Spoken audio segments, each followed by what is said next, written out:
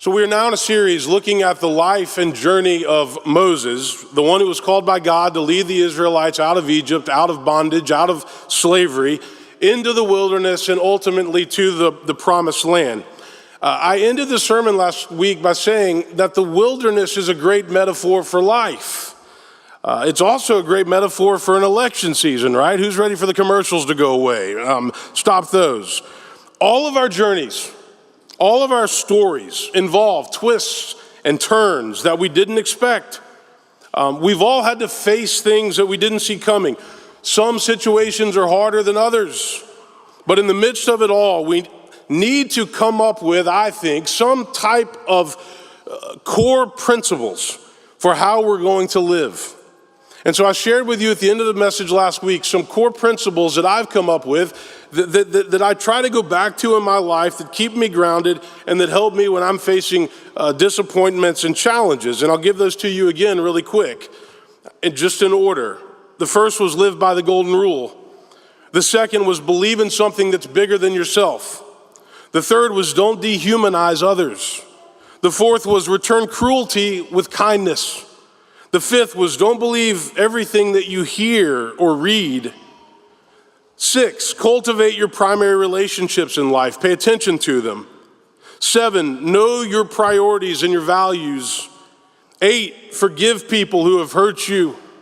9, don't become cynical even when you're tempted to. 10, find time to rest and recharge. 11, be a peacemaker. And 12, choose love over fear. These principles keep me grounded, and I share them with you not because they have to be yours, but because I want you to come up with your own list of what do I go back to in life when I'm having a difficult time, when I'm facing challenges, when things come at me that I didn't see coming. Know what your principles are and go back to them. Moses led the Israelites out of Egypt, across the Red Sea, and then they come to Mount Sinai, where they would ultimately spend about 11 months, almost a year. They were camped at Mount Sinai. And while they were there, God gives them the law, the Decalogue, the 10 Commandments, for what it looks like to live in a covenantal relationship with God.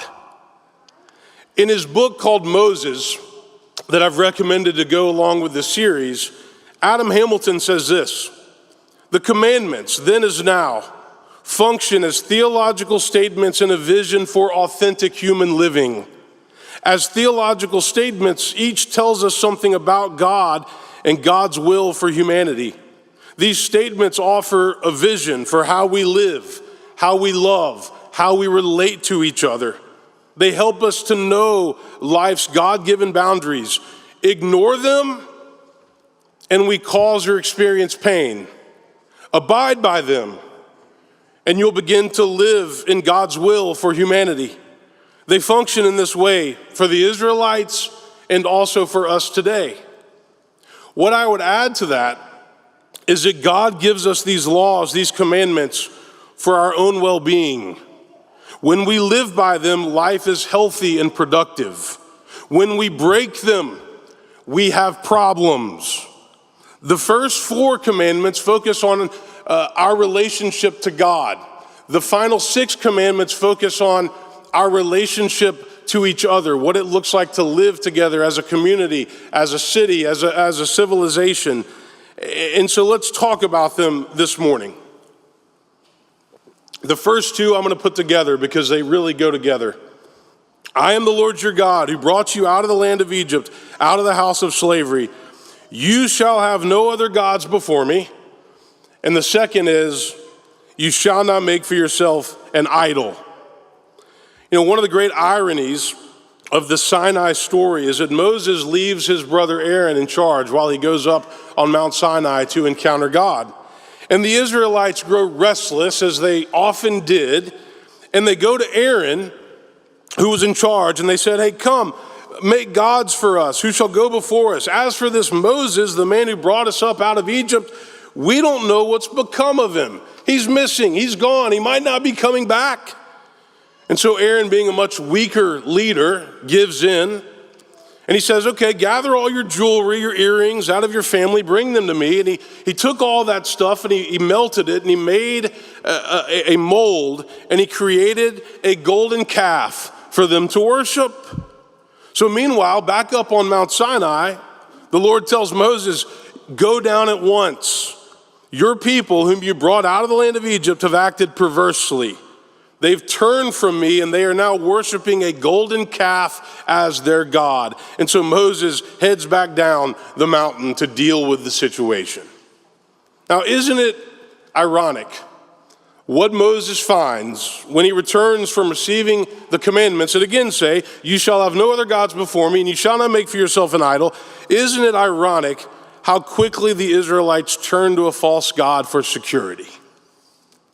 Presbyterian pastor Tim Keller, who passed away not too long ago, wrote an incredible book called Counterfeit Gods. And in the book he says this, what is an idol? It's anything more important to you than God. Anything that absorbs your heart and your imagination more than God. Anything that you seek to give you what only God can give. A counterfeit God is anything so central and essential to your life that should you lose it, your life would feel hardly worth living. What are the things that we commonly turn into false gods today? I'll name a few. The first one is self. We live in a self-centered, narcissistic culture where everybody seems to be focused on self and what's in it for them. Social media has obviously made this worse, but many people seem to worship self. A big part of being a Christian is learning to move beyond self so that you can pay attention to the needs of other people, so that you can be interested in the lives of other people. A second false god is money. Money is perhaps the most common counterfeit god. Life is all about money. Sometimes, who has it? How much do they have? Of course, we need money to pay the bills, to live, to buy groceries, to run a church. But when money becomes our end-all, be-all, we have a big problem, which is why Jesus talked about it so much. You cannot serve both God and wealth. Where your treasure is, there your heart will be also. And many people have a really hard time, I think, drawing that line as to when their life becomes all about money. Friedrich Nietzsche once predicted that Western culture, or in Western culture, but many people would turn to money as their God. And you know what? To a large degree, he was right. Many people have turned to money as their God. Those who don't have any money want more of it. Those who have plenty of money don't want to lose it.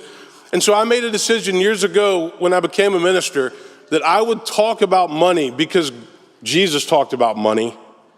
And because it is something that we all have to deal with. I don't think it does any of us any good to just not talk about money because it's a very important and complicated subject that we all think about and stress about on a regular basis. Money in life makes a great servant, but it makes a terrible master. Third false god, politics. Did y'all know we have an election this week? 2 days from now. I love the fact that this church has very passionate Republicans and passionate Democrats and everything in between. That's the way it's supposed to be. But what I don't like is when partisan politics from either side gets in the way of logic and making sound decisions. I don't like how it divides families and friendships. Sometimes we're so committed to our political party that we won't think for ourselves. And many people have turned political candidates into gods. And then we're always disappointed when they don't deliver the way that we think they're going to deliver. Partisan politics in this day and age easily becomes an idol. And remember, no matter who wins this election on Tuesday, if we even know on Tuesday, our task as Christians remains the same. Follow Jesus and spread his love to a hurting world. I heard somebody speak this week over at NBA. David Brooks was giving a talk over there, and he made a really interesting comment. He said, our nation is full of lonely and hurt people. And lonely and hurt people often turn to politics to solve all their problems. But that doesn't work. But we turn politics and political ideology, and we have for years, into an idol. The fourth false god that I would mention is work. Many of us are guilty of being workaholics. Usually our intentions are good. We're passionate about our job. We believe in what we do. We want to provide for our families. We want to climb that ladder, get the next promotion. But in the midst of that, we can lose our sense of balance very quickly. And we can find ourselves living to work rather than working to live. We can forget how important it is to spend time with our family. You know, rarely will you hear somebody on their deathbed say, I really wish I had spent more time in the office. I really wish I had worked later. Work can become an idol, a god. It can cause us to miss some really important things in life. And in American culture, sometimes we can rationalize it away and say, I'm doing this for my family. I'm working for my family. The last false god that I'll mention, and there's a lot more, and this one might surprise you, children. And I say this as a fairly young father. I've got a 14-year-old daughter in the 8th grade. I got a 12-year-old in the 7th grade, an 8-year-old in the 2nd grade. I love my children dearly. So does Megan. But we are now living in an age where many parents love and dote on their children. They give them everything that they want. They protect them from failure at all costs. And then they forget that their primary role is to be parents first and not their buddy. You know, sometimes parents will neglect everything in their lives, including their marriage, to give their children everything.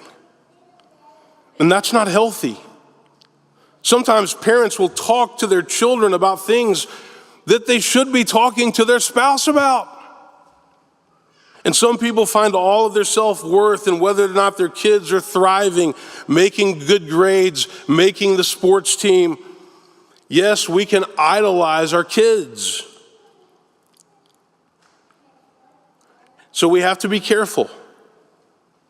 These are just some of the things in our culture that we turn into false gods. I could name more, but I want to be able to move on here.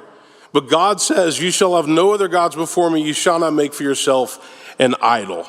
Third commandment, you shall not take the Lord's name in vain. Don't play golf, is a good way to put it. Does it seem weird to you that when we get mad or upset, the first word that often comes to our mouth is God or Jesus? Does that make any sense to you? Why? We have to watch what we say, especially if we are angry or frustrated. You know what the most powerful organ is in your body? It has the ability to do incredible things, amazing things, has the ability to do terrible things, has the ability to build up and tear down, make friends, divide friendships, to love and to hate. Do you know what it is? It's your tongue. The words that we say and type have incredible power. Power for good and power for evil. Power to help other people and power to hurt other people. Power to find solutions and power to criticize. We have to be very careful with our words, especially when we're mad or upset. Ephesians 4 says, let no evil talk come out of your mouths, but only what is useful for building up, so that your words may give grace to those who hear. James 3 says, the tongue is a small member, yet it boasts of a great exploit. How great a forest is set ablaze by a small fire, and the tongue is a fire, James says. You see, when God gave us this third commandment, it wasn't just a commandment not to cuss. That's part of it. We should all pay attention to our language. And we should all remember that our kids and our grandkids are watching and listening. It was also a commandment to not do anything in the name of God that God would not approve.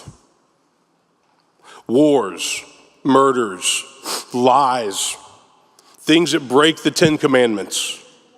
So remember, your words have power, and they say a lot about the ongoing condition of your heart. Fourth commandment, remember the Sabbath and keep it holy. 6 days you shall labor and do all your work, but the seventh day is a Sabbath to the Lord your God. For in 6 days the Lord made heaven and earth, the sea and all that's in them, but rested on the seventh day. Therefore the Lord blessed the Sabbath and consecrated it. Friends, if God rested on the seventh day and commands us to do the same, then what makes us think we don't have to do it? It really makes me sad that this commandment is ignored by so many people. I grieve the fact that Sunday has just become another day to get work done, to stay busy, to have meetings, to check things off the list. It should be a day to worship, to rest, and to be with family. That's what Sabbath is. If you come by my house later this afternoon, you'll probably find me taking a nap with a football game or a golf match on TV. Football game if I hadn't turned the Titans off at that point, right? Part of the reason that I do that is because preaching 3 times on Sunday morning and greeting hundreds of people and all the things that come with a busy Sunday morning, it takes a lot out of you, and I'm tired. But the other part of it is because I believe in this commandment. I believe that God wants us to rest. Why? Because God knows that we need rest. We ignore this commandment to our own detriment. Peter Scazzaro, pastor in New York, he wrote a great book called Emotionally Healthy Discipleship. It's really good. And one of the basic points that he makes in that book, he says part of going deeper in our faith is slowing down and simplifying. It's building in what he calls margin. And he talks about the difference between doing for God versus being with God. Lots of us are really good at doing for God, but we're not very good at being with God. Why is that? One of the ways that we can be with God is by observing the Sabbath. It's important, it's a commandment. But when we neglect it, we run the risk of our life being out of balance, and we run the risk of running ourselves into the ground. Remember the Sabbath and keep it holy. Now, I've only covered the first 4 this morning because it takes a little while. The last 6 have to do with our relationship with each other, and I'm going to come back to these in this series because they're really important as well. But remember, God gave Moses and us the 10 commandments for our own well-being. God said, this is what it looks like to live in a covenantal relationship with me. But if we ignore them, then problems will arise. And life can quickly get out of control. So pay attention to them. Live them, follow them, and you'll be healthy. Amen.